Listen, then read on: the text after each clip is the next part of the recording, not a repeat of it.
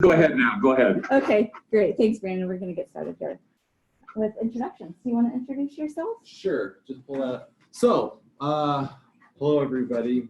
I am Dr. Louis Sylvester. You can call me Louis, and if you want to remember that, just think of St. Louis. Or you could think of King Louis XVI, whose wife famously said, "Let him eat cake," which I have done. Got a nice little cake belly going. My last name is Sylvester, which, if you're very Catholic, you'll know Saint Sylvester, the Pope. No more saints on that one. Or Sylvester the cat, suffering succotash, right? Or if you're too young for that, maybe you'd have Sylvester Stallone. What I've just done here, by the way, is I've created some stories connecting to my name so that even if you don't know me, in the future, when you run across me, you say, okay, there's that guy. What was his name again? Yeah, he was always St. Louis. Or you might go, oh yeah, he's got that little round belly. Let them eat cake. Louis. Okay, got it. You know? But there's a bit of a story that will kind of come out of that. So what I would like you to do, I'd like all of you to do this. Charlie, we might move you over here so we have 3, 3, and 3. I'd like you to introduce yourselves to each other. But when you do this, give your first name, but give a little story with it. Just a little quick something to remember you by. And I would recommend in the future, when you introduce yourselves to people, maybe throw a story in with it, because it's hard to remember names when somebody's, you know, oh, you said your name is this. I got to make up a story. That's hard to do. It's hard to make up a story for someone else. But you know your own name. So you can make up a story, think about it over time, and then whenever you introduce yourself to people, you can just throw out a quick, you know, Louis, like Lewis and Clark. We're at Louis Clark. Oh, okay, you got it. You know, like just whatever your name is, find something. But I'd like, just in your group of 3, introduce yourselves to each other. I'll give you a few seconds to do that.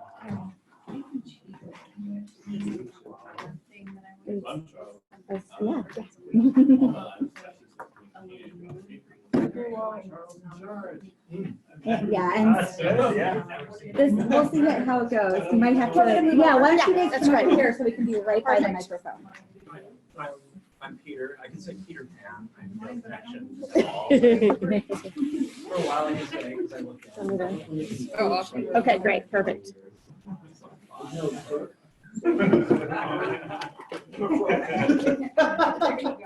Is this scratch paper? No, Harold, I'll never forget that about you. Say that again. Is that scratch paper? What's that? Oh, the sound. Yeah, it's just scratch paper. Not yet. That's a puzzle that we're going to play with as a group. We'll do this. We'll do this over here. About 2 Yeah, seconds. good. You want to go, Susie? Oh, sure. So my name is Suzanne. I was not named after the song "Oh Susanna," but I was named after the Leonard Cohen song "Suzanne." Really? It was popular when my parents were dating. I love it. If I had a nickel for every time I've heard "Oh Susanna," I'd be rich. My name's Amy, and my mom just wanted an old-fashioned name, but I think I was born in Fort Lauderdale, but there's the song Miami, Miami, which is pretty much close enough. Nice. So it's a good way to remember at least where I was born, which was Florida. You are kind of a Miami. Yeah, I will accept that. I like that. Yes, hello. My name is Chris. That's with a K. Last name is Frank, and I was born and raised here. And I teach here. I've been here 4 years teaching. And I teach ASL, American Sign Language. And how to remember my name? Oh, let me think. I'm going to work on that. I'm going to work on it. Okay. Good. Rachel, would you go to the next slide? Yeah. Okay, so you've had a chance to get to know each other, and I would argue that one of the best things that comes from gaming is getting just comfortable with groups and getting to know each other. What better way to start that by than learning each other's names? Now, you may notice that I have left a little packet of papers on each of your desks. I paper clipped them just so they wouldn't go wild, but there's a whole bunch of puzzles in here. So I'd like each group to take their puzzles, look them over. You're going to be working together to try and solve puzzles. I have rules for your puzzle hunt. I want you to work as a team. I want you to answer as many as you can in the next 10 minutes. That'll put us right around 12:15. Okay, You so- will not be able to do them all. Okay. I want you to realize that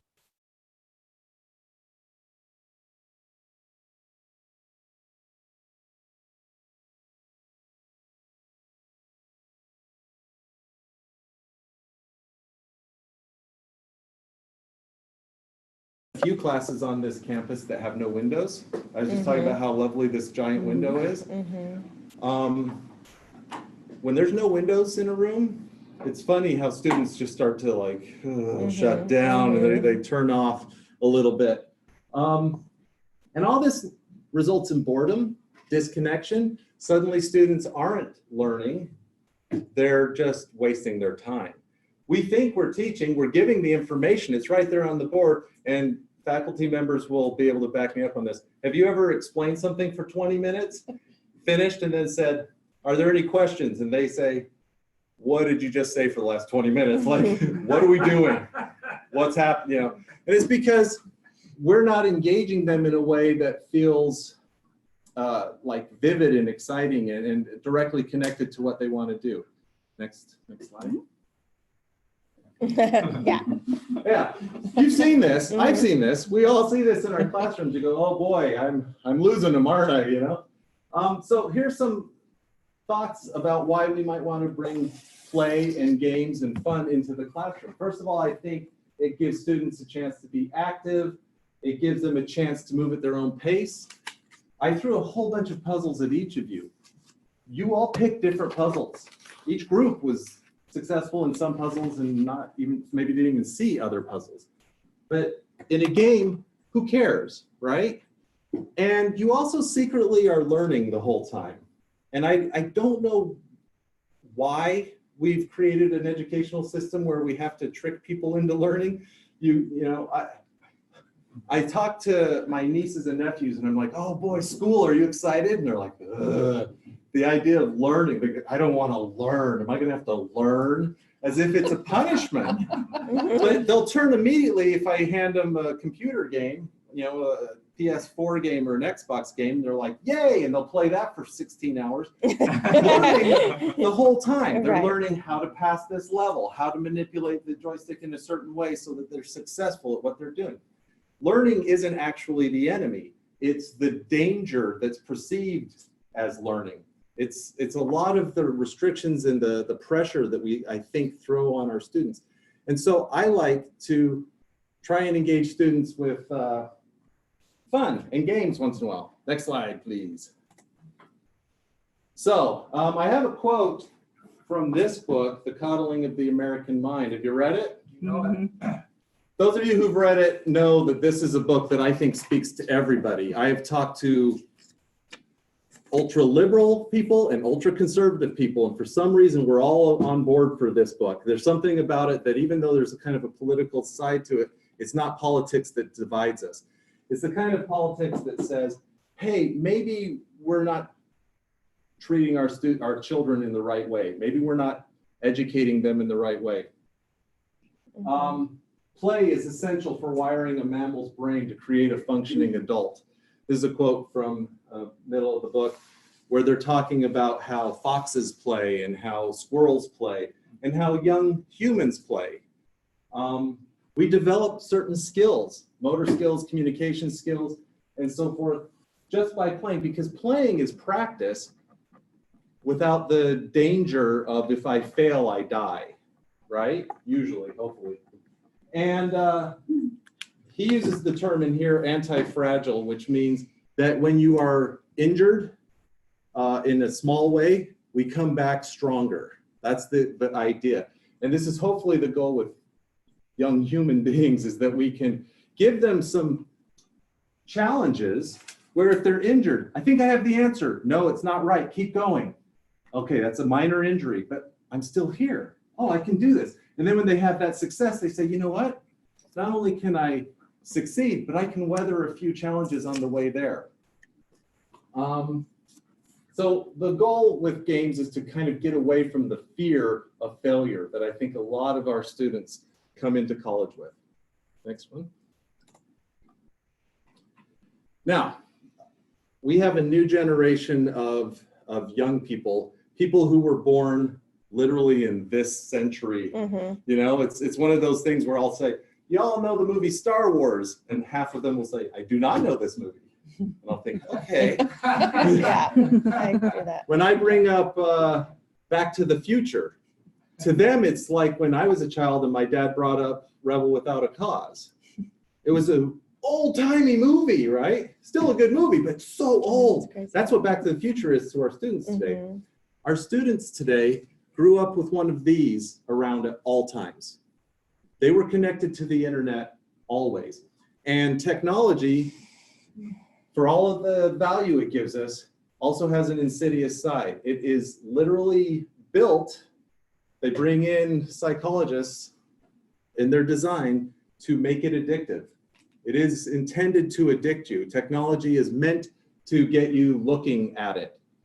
Have you ever had a phantom buzz? I keep my phone in my pocket. You can see the outline. I'll have my phone not in my pocket and I'll feel it buzz. I go, oh, somebody texted. Oh, no, it's not even there. That's my brain saying, you haven't looked at your phone lately. You know, look at your phone. Our students have had that their whole life.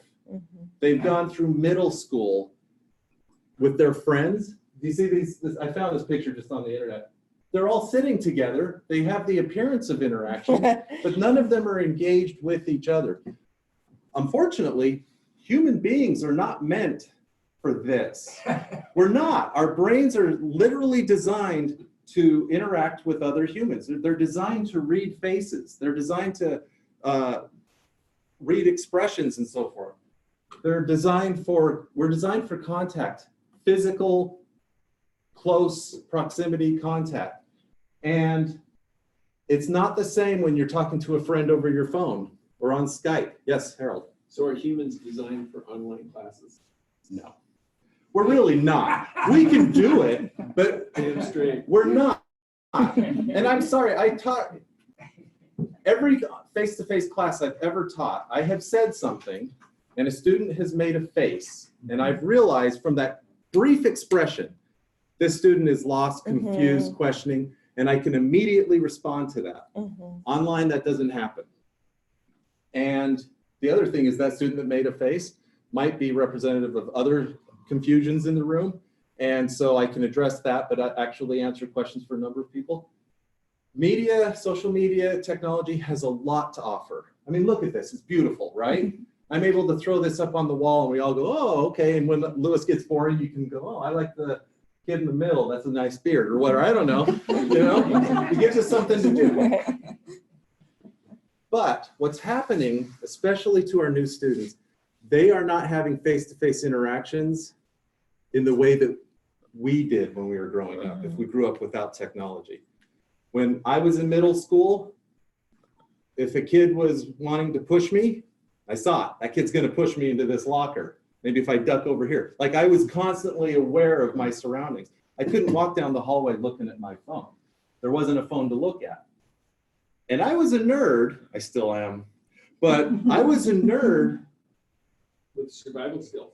with survival skills born out of that interaction, but some of my communication skills weren't super strong, so I played games like Dungeons and Dragons, which helped me to practice communication with friends in the safe space with, you know, I'm not going to be made fun of by the kids at school or whatever. You know, we'd sit in our little basement area and play a game together, and we interacted together, and it was safe. And so this goes back to what I'm talking about, the danger of failure. A lot of our students coming in don't have these skills. And if we can find ways to put them in face-to-face situations where they can interact with each other, like the puzzle hunt you just did, where they can give each other their names, where they can learn each other, we will be helping them acquire some of those skills. And we can't keep assuming that they just have them. I got certain communication skills when I was 14, so did you. It's not the case anymore. There's a new generation of human being coming into the college that does not have the same background that you and I had. And so we have to make adjustments according to that. Do I get the next one? Okay, so let's say you buy into my nonsense and you think, I'm gonna introduce a puzzle or a game into my classroom. First thing you should know, your students will think, oh, we're goofing off. This isn't work. This isn't actually a thing that I have to pay attention to. At least one or two of them will be like, I'd rather be at home looking at my phone than wasting my time on some stupid puzzles, right? So a few quick rules or suggestions, especially in the classroom. Explain the purpose of the activity. You can give them as much explanation as you want. You know, I want you to get to know each other, so we're going to do an activity where you play a game together. You're going to give your names, whatever. Clarify the skills to be developed. A lot of times, students won't understand that it's part of the curriculum unless you say we're going to be working on our communication skills, our organization skills, our creativity skills, our memorization of certain facts from microbiology, whatever the game surrounds. Let the students know that this is part of the class. Outline the rules so that the students understand what is expected of them. Let them play. But while they're playing, I don't know if you noticed, I didn't just go sit in a chair for 10 minutes while you guys solved puzzles. I moved around, I pointed to things, I gave you suggestions. You need to do the same thing. And I know I'm talking about teachers and students, but there's no reason why this wouldn't apply to parents and children or, you know, whatever other communities you're working in. And finally, at the end, talk about it. What did you like about this? You know, you'll be surprised. It's so fun to watch students open up to the classroom when they start to say, we're a team, we're buddies. And that like moves out of the class. It's really amazing to watch how thirsty young students are for friends, for human contact. They're just, some of them don't even realize it. They're dying for friends. They're dying for connection. And this is a way to give them that. Can I get the next one? I have listed a number of skills that push a number of different a number of games that give a number of skills. All right, however I said it. So if you're teaching a history class, here's some games that could go your way. Mathematics. Now, a game like Poison isn't going to work in college, although it works surprisingly well with college because it's just addition and subtraction. I brought it to game nights before, and you see a bunch of college students going, wait, 9 plus 5 is... Yeah. There's a number of games that provide logic, spatial skills, deal making. Deal making is really good for communication. Vocabulary, for those of us that are in an English area. Communication, creativity, organization. I use organizational type skills a lot in my composition classes. Pattern recognition, geography. You can get creative about your class. Figure out what it is you want to teach, what information is important to you. And I promise there are games out there that can speak to those skills. You might have to get a little creative, right? Like you can't just say, oh, I'm teaching how to write an analysis essay. Is there a game that does that? No. Right. You know? But there are aspects of an analysis essay, organization, organizing my thoughts, that there are games that do that. Next one. So we're going to look at a few of these games. Here's a game. Kimberly Tolson recently wrote an article on concept and how she uses it in the classroom. This game is excellent for teaching the idea of organization, of a main idea with subtopics and subheadings. So we have a board. Let me show you the board. This is a fun game because there's literally no point in keeping score. There is a scoring mechanism, and I've never met anyone who plays it for a score. You just play it to have fun. Okay, so you have this board that has just all sorts of images on it. Okay, just tons of images. And there's helpful little handouts that explain what all of the images kind of point towards, what they represent, right?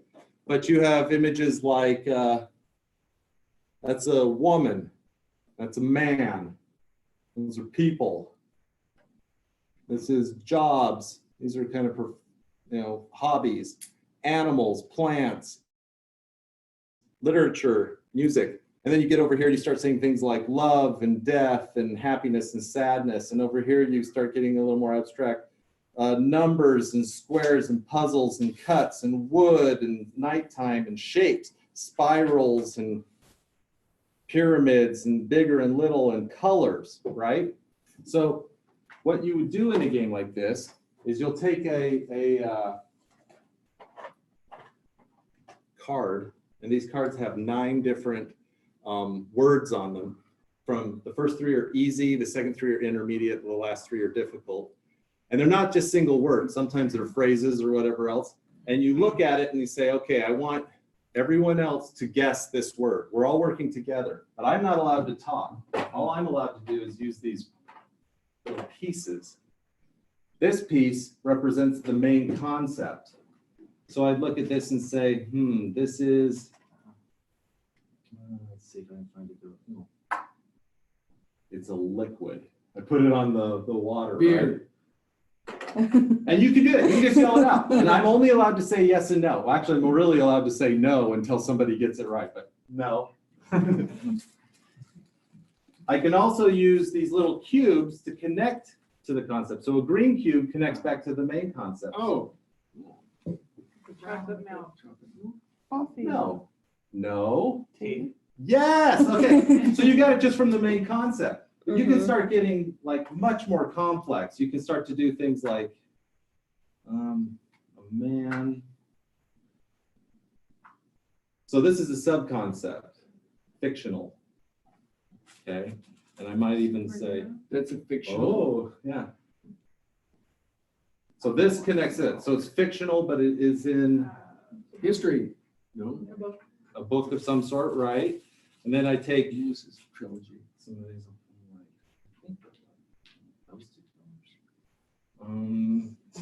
Red and yellow makes. Harry well, we have Potter? green here. We're brown. Keep guessing. You're good. Ooh, look at that. Travel. What? It's Iron Man. Ooh, Tell us good how you got job. there. There you go. So the Red and yellow. The red and yellow. Playing because he flies, and he's a fictional character in a comic. dude. All right, but do you see how you can play that with a student to maybe help them figure out how do I break down the concept of Iron Man in such a way that maybe my students can guess it, that maybe my students can get that. A quick question. What is the different color? These are just like different people using. Right, so it comes different with, teams? no, you're all on the same team. Okay. Everyone's trying to guess. When I first saw this game presented, it was at a game convention. They had a huge board with sticky, like magnetized pieces, and they would just stick things on, and just crowds of people stand around going, Iron Man, you know, like everyone's trying to guess. Cool. But the idea is, as the person trying to give the clue, I have to get creative. I have to start thinking, how can I point you towards, something. The people guessing, they have to start reading. Okay, now that's just a sub-concept, the flight. So who is a man that wears orange and yellow or red and yellow and is fictional and flies, and you kind of can put that together. This is just one example of the style of game that's out there.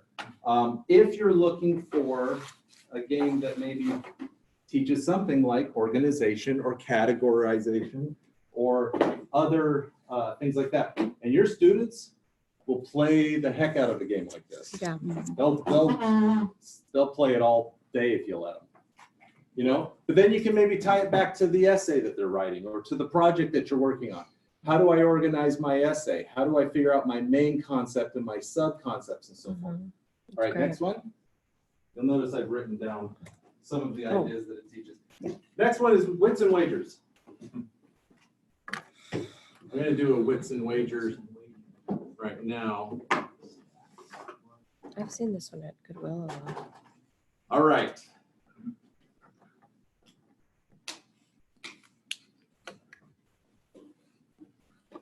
We're going to go in teams of 2. Okay. Rachel, you'll be over here. Great. You 2 are on a team. Peter, you and you are going to work together. Okay. All right. Everyone who has a board, I'm going to give you a magic marker. These magic markers have an eraser on the end, so. We have one. Oh, did you not get one? Classic Lewis, not giving them out. We can get through. Yeah. You also, oops, sorry, John. Those are the 2 chips of your color, your blue. 2 chips for you, your purple, light or lavender, I guess. And those are 2 chips for you and 2 chips for you. Okay. Now, I'm going to ask a question, and your goal is to get as close to the answer as possible with a number. This is a numerical answer. As close as possible without going over. So it's Price is Right rules. Okay. Now, you will not know the answer, okay? You're just not going to know it. These questions are nonsense.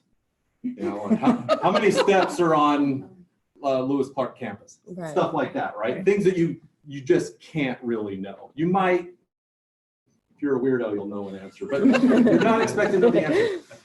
But I want your team to write down your best guess. Then we're going to take all the guesses. I'm going to gather them up, and we're going to make a line here from 1 to whatever in numerical order, from low to high. And then you have 2 chips, and you're going to bet on the answer you think is probably right, or the answers that you suspect might be right, okay? If your card is the correct or the closest to the correct answer, you get a point. If your chip is on the card, you get a point. If both chips are on the card, you'll get 2 points. Okay? So what we're learning here is If you get it wrong, you lose your chip. you don't lose the chip. These chips are eternal. Roll the Yeah. bone.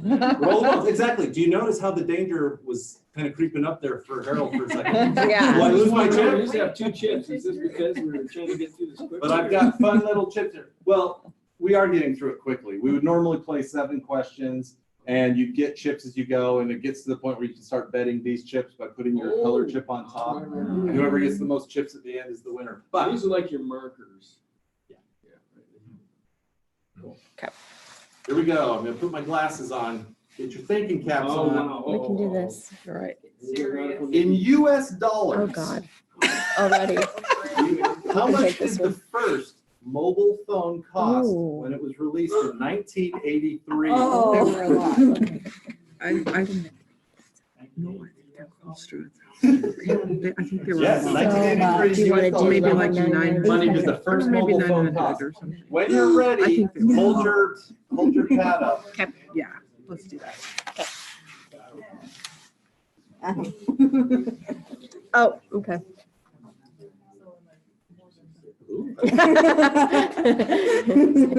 Were you cheating, Chris? She didn't cheat. Yeah. Yeah, we're cheating. No, Fantastic. Oh my gosh. That's very nice. Okay, so then we reveal the answers. 600. We have 2 at 900. Wow.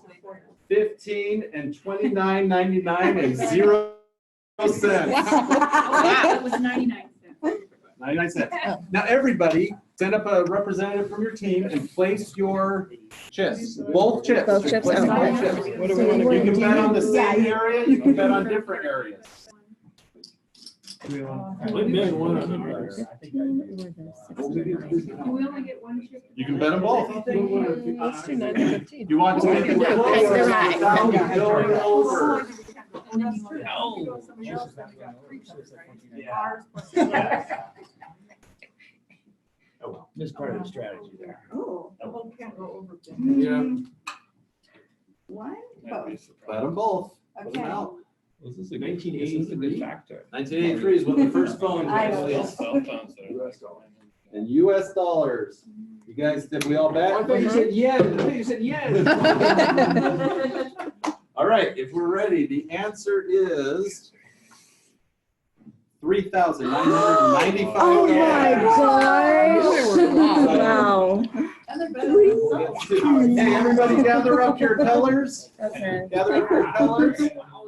Erase, That is. erase whatever's on there. You got a little eraser at the top of your eraser? That is. I knew they were. Yeah, It was that much. Who could even afford that? I know. All right, new question. In what year did gumball machines first appear in the United States? Oh! Oh. Harold Oh, remembers. you think that really? Gumball machines. Mm. I'm thinking it's Closest very, without like, going over. So in this case, going yes, over that would be kind of oldest. thing. I Yeah, think so we if have it's to from say a I thought date. 2020, it was like that would be over. I don't remember when the Seattle Women's Fair was. It was later. You've gone too far into the future. Yeah, We're let's. trying to get let's the do year it. happen or sooner. Year. Sure. But Okay. I remember that sounds seeing good. these little bitty ones, these Okay. old little bitty ones. They were very hard with the old twist where you put the penny in and twist. Yeah, I think they're pretty old. I think you're right, but I think we need to put down a date, a Yeah, specific it needs to be a date. year. Needs to 1 be a year. year. So yeah, maybe like 1890 or something. Is your marker? No. We're good, we're good. Does that Okay, say 1060? perfect. 1066, all the important things, Grandma Hastings. Thank you. Who else? Have you got a year? Oh, Rhett, you're thinking way too hard. When's your birthday? My birthday. Okay. 1860, 1870, 1901, 1903, 1889. All right. You got 2 chips to bet with. Go ahead.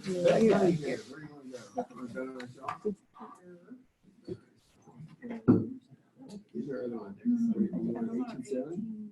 Oh, good point. whatever you want. How about an 89 and an end R? Yeah, let's Okay. do that. Perfect. Perfect. I like that you don't even have, you can just stretch. I know. I'm all about the. I'm just trying really hard not to kick the cord out of the thing. Oh, yeah. I am fascinated by how all of your brains work.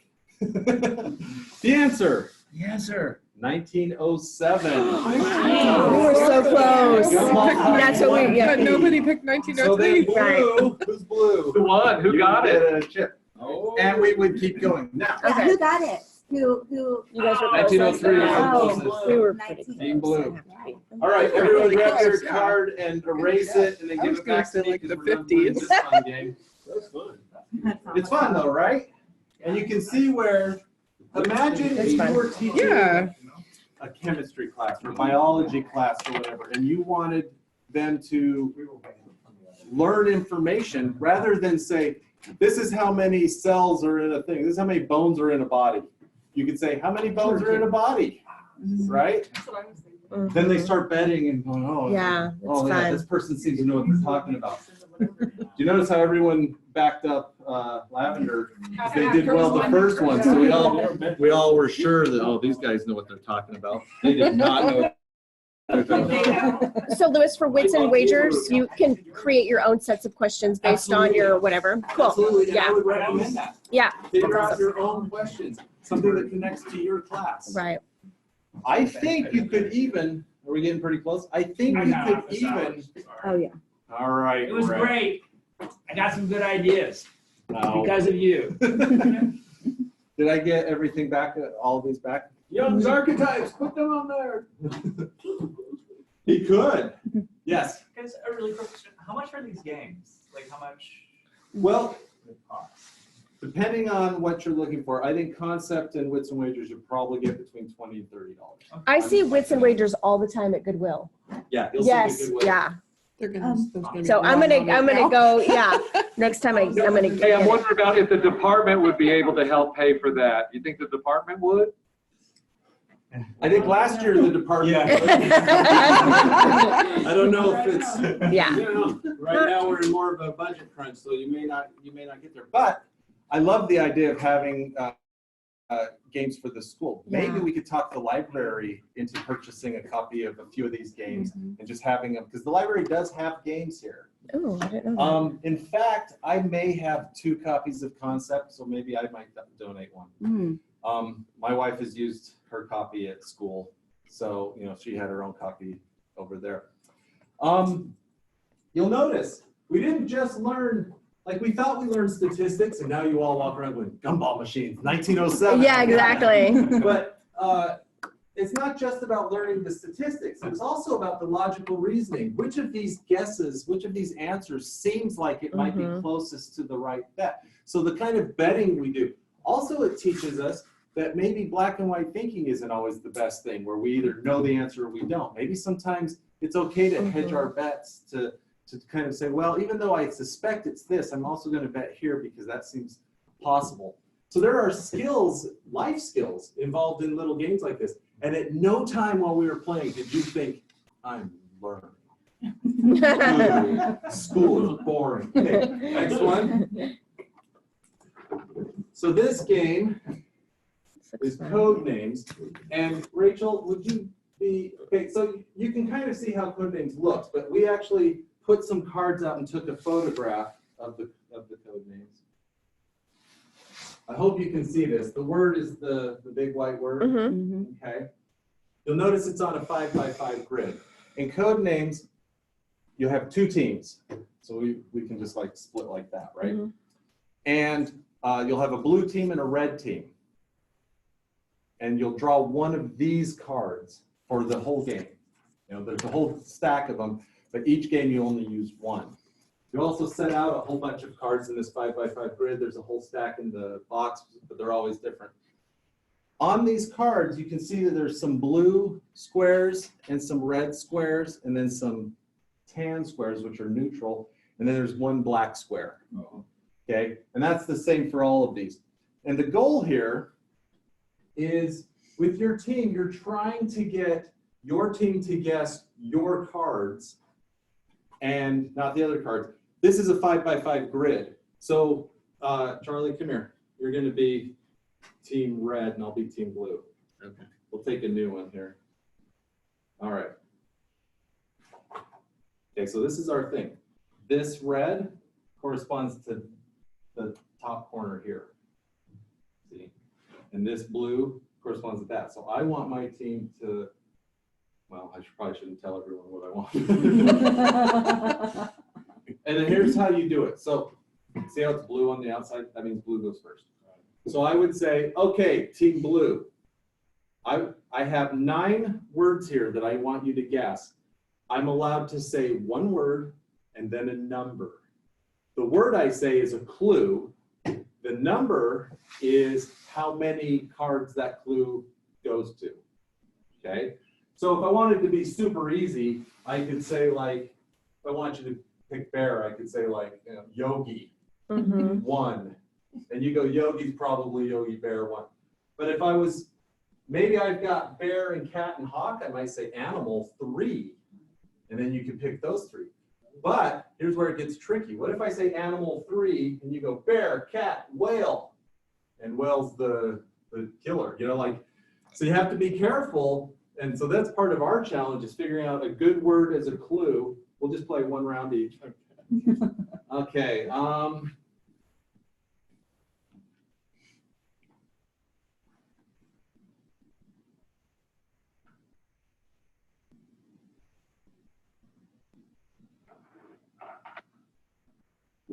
Yeah, and you keep looking at yours too while we're doing it. We'll try and come up with something fun here.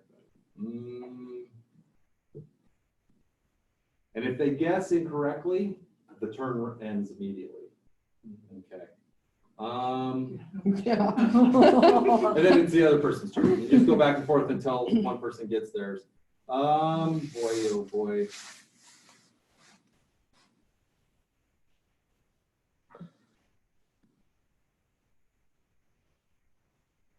Flying 2.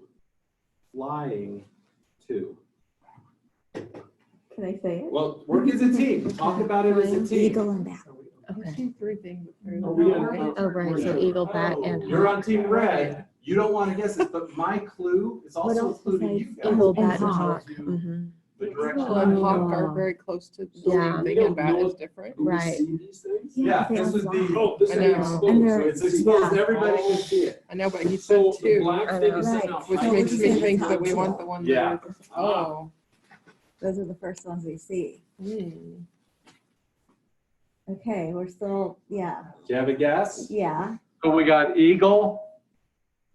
Eagle up here. Uh-huh. eagle. Oh. Whoops. Well, we already Okay. done. I already blew it, so eagle's out. Eagle was neutral, but our turn's Okay. over. Okay. That's because I gave a bad clue. Okay. Let's do country, one. Oh, one. Take it Well, easy. It's better than, they get both, yeah. France? France. What word did he say? Country. All right, I want a second One. round. I've got it here. Second round. Mammal 3. Okay. Oh, yeah. You saw it. You saw it. Mammal. So, well, Oh, bat. isn't- Isn't a bat a mammal? Yes. so it would be a cat, A a bear. whale. Oh, Oh, a She was bear. Robin's a mammal. maybe it's bear, cat, and Well, whale. depending if it's the And bird, what? then it's not. Whale? Isn't it whale? a We could try, mammal? well, I think bear and cat. Bear and cat We want to and- start with. And There are then mammals or in bat. France. He said Right? 3, right? Yeah, you said 3. And Well, that's France is done. So I think France it's and bear, eagle cat, have and been whale, covered. right? Okay. Obviously, in the Yeah. photo, they're not covered. I've So covered if we the had other this like on a document where they could see as we're. Right. Yeah, you could see, if you look over at the table, you can see the cards. So what's your Oh, first yeah. guess? We said bear, cat, and whale. Okay, one at a time. Oh, bear. Bear, yes. Okay. Cat, Yes. yes. Whale. Why did I forget whales are mammals? Whale was the killer, so our team lost. I'm the worst. You're Okay. Charlie, I totally crushed. So, I crushed my own team. so you have a little cue card and it shows that under Right, five so down and 4 across, that's Right. the black. it's a little 5x5 grid. So Right. at the bottom row, 4 over, which Mm-hmm. equates to whale, that's the killer. Mm. Sorry, I looked at it and I went, bear, cat, bat, all mammals. Right, right. But I'm glad that a bat is mammal because. I Yeah, was then you're questioning like, myself. yeah, it's like- Now, how do you turn this into a science class? You put up things, vocabulary terms or Right. Yeah. ideas that you want them to learn. Mhm. And then you have your students trying to figure out like, how do these vocabulary terms tie together? How do they connect? What kind of clues can I get? Right, that's a great idea. That's kind of cool. What you need to understand by playing games in a class, it's never a one-to-one, we're gonna learn this lesson. Okay, you're teaching certain skills, you're teaching a lot of communication. This is something beyond, when you teach composition 102, you're not being asked to help your students get along and get to know each other. That's not on the syllabus, but it's definitely LCSC's, kind of job. Our goal is to retain students. You want to know how to retain students? Friends. Mhm. Form connections. Form connections. Make them feel safe here, make them feel comfortable, make them feel like they can fail. You saw me fail miserably just then. You guys were like, why did we get Lewis? Charlie in this class. That's awesome. All right. So what I'm doing right now is Yeah. putting up that list that you just said. That Oh. is so key to all of the series, this wonderful series that Suzanne and Rhett also work here for. And so many of the things yet again are coming up up. again. And so we want to just put them Could up you on quickly the throw on board. the last? Yes, do you have that up here? Just the last slide? Yeah. Don't know. What I Because if you have up there don't, is, Then we'll go back to yeah, go it. ahead and throw that up. Okay. Because we do have 2 minutes left. Is in it the class. last slide? I think so. Okay, perfect. No, not that one. Not that one. Don't go to that one. That's Okay. the wrong one. No, keep going up. Sorry. Well, actually, that one's not bad. This is opportunities for gaming on campus. You can do it in the classroom. You can meet at lunchtime. Kevin Grove often has a lunch game going. Division common rooms, faculty, staff development, social gatherings, and game nights. We run a game night here on campus once a month. This Tuesday at 6 o'clock here in the library, we'll be doing a game night. Charles has come a few times. We play a lot of games. I bring easy games like this, games that are easy to learn. You're welcome. Your students are welcome. Encourage them to come. This is a game that teaches vocabulary, super easy. This is a game that I've used to help students get Oh to yeah, know it's each so other. fun. I stopped using it because they got to know each other so well, they stopped paying attention to me. Mhm. I'd literally walk into the class and was like week 6, and they were such good friends. The whole class loved each other so much that I was like, guys, can. Yes, werewolf. And there's a number of other games. Stream points out, I could just throw games at you all day long. Obviously, I've got too many for the 2 minutes left, but I just want you to know there's a lot available. So last slide real quick. Wait, do you mean last slide? Very Last next slide, one. the one that No, was no, I very shouldn't next have done? This 14. My email, llensylvester@lcsc.edu. If you want to ask me questions or for suggestions or any other time. BoardGameGeek.com is the website for game information. DiceTower.com has a number of game reviews and discussions. They've been around for about 10 years. And their YouTube stuff is fantastic. And then there's a YouTube channel called Watch It Played. Ooh. For those of you who don't like to learn games by looking at instruction books, Watch It Played teaches you games in the most organized, professional, amazing way possible. If there's a video on Watch It Played, I'll watch it before I'll read the book every time. That's so cool. Yeah, so there's a number of resources out there. You just have to be a little bit creative and be open to the idea that it's okay to have some fun in the classroom. All right, thank you so much for inviting me. This is amazing. That was awesome. All right. Thank you. And do you have a suggestion about how to throw these up here? And can we get resources from you, like these links? And can we send these out to the folks that are You here? can send, yes, you can either send me an email and I'll Okay. write you back, or what do you? Terrific. Actually, that's, yeah, either I can just extract that information from here and send it out, or if you have another suggestion, we'll do that. My biggest suggestion is you're going to at some point say to yourself, I want to do something, but I'm not quite sure what the best way to go is. Feel free to come talk to me. I'll hash things out with you. I'm more than happy. If you like the puzzles, take those with you. I'm more than happy to print up. I have those. I have about 40 others. You can also go online. I've got a whole book on puzzle design if you want to make a puzzle specifically for your class or your group. If you're just looking for something to do with your family, there's few things more enjoyable than a Wits and Wagers or a Just One with your family, you know? That's cool. Or some love letter Batman, which is my favorite, my preferred style of love letter. You can just play normal love letter, but Batman's more fun. If you have younger kids and you want to start role playing with them, Untold is a fun way to kind of create almost, you make up stories. It's a fun way to create stories. Young writers, especially. My wife and I played Untold once. When we finished, and we're like, let's make that a screenplay. Ooh, You know, like yeah. the story we came up with at the end was so much fun. Cool. There's a ton of things out there. I'm happy to talk to you. Please send me emails or come by if you ever have questions, okay? Yes, All right, perfect. thanks, everybody. Cool. Thank you. Thank you so much. Thank you. Excellent. Yeah, I think this is the end of our time. I'll send out that link to our page where we've been putting all of this information on there as well. And yeah, this was great. Thank you. It was great. Thanks for having me. Oh my gosh, wonderful. So much fun. So Louis, what did you call these again? They're Puzzle Hunt. Puzzle Hunt. Okay, awesome. There's a TED Talk where a kid talks about the MIT Puzzle Hunt, which they do at MIT every year. And that's super involved, but it's a campus-wide thing, and it's like they're often 70-hour-long puzzles. Oh, wow. Really involved. Right. I do a puzzle hunt every year at Board Game Geek convention.